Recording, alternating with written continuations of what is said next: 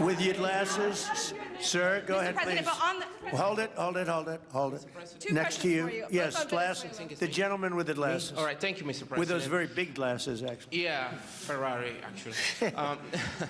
Mr. President, I have two questions. What do you want the European Union to do in Ukraine? The European leaders seem pretty divided on Ukraine. And then, if you can reiterate this straight message that you have to the Iranian leader, to Khomeini, the message that you have. You're talking about Iran? Oh, Iran, yeah. What the do first I one want is on Iran Europe. to do? I'm sorry? Where are you from? Italy. Oh, nice place. Yeah. Okay. Thank you. The first question So is what on are you Europe. asking about Iran for? Well, if you can answer about Europe and what you think the Europeans should do on Ukraine, and then a message. Well, look, Europe has been doing so much for Ukraine, but it hasn't been enough. And obviously that I would say that President Putin is not afraid of Europe. He's afraid of the United States of America, as led by me. There's no fear of Europe.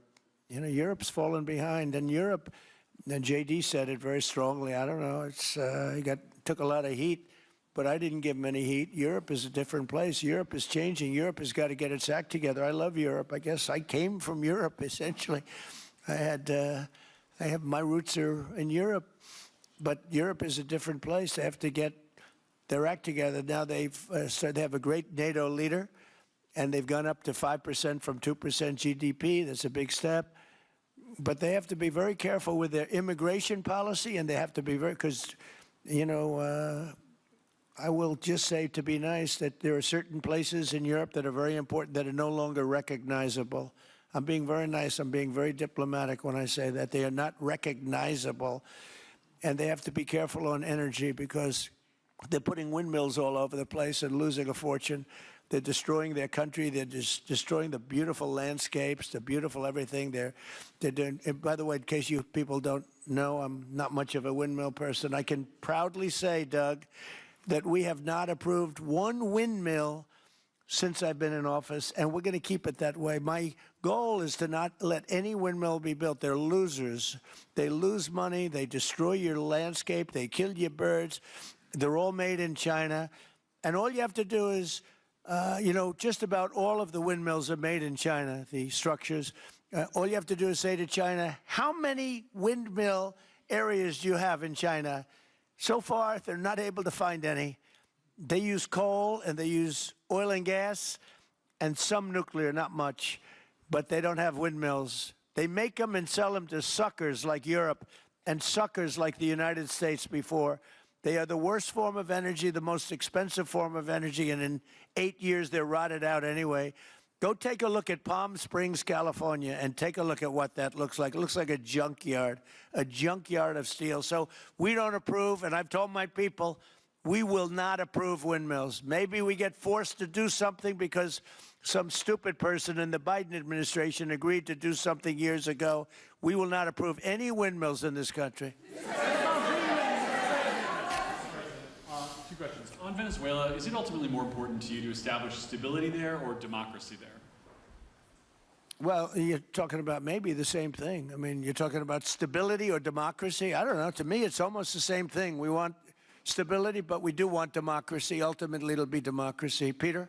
I do have a policy question, President Trump, but I'm having a hard time seeing here. I see the American flag lapel pin. What is the other lapel pin on Somebody your jacket? gave me this. You know what that is?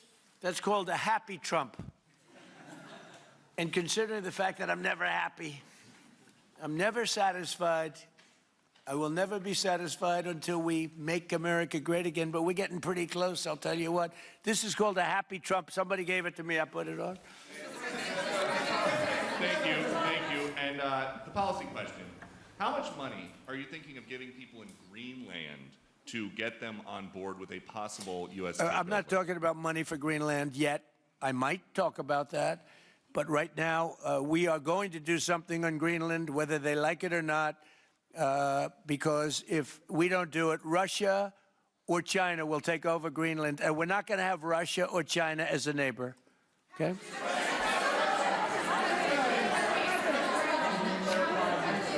I would like to make a deal, you know, the easy way, but if we don't do it the easy way, we're going to do it the hard way. And I'm a man, and by the way, I'm a fan of Denmark too. I have to tell you, and you know they've been very nice to me. I'm a big fan, but you know the fact that they had a boat land there 500 years ago doesn't mean that they own the land.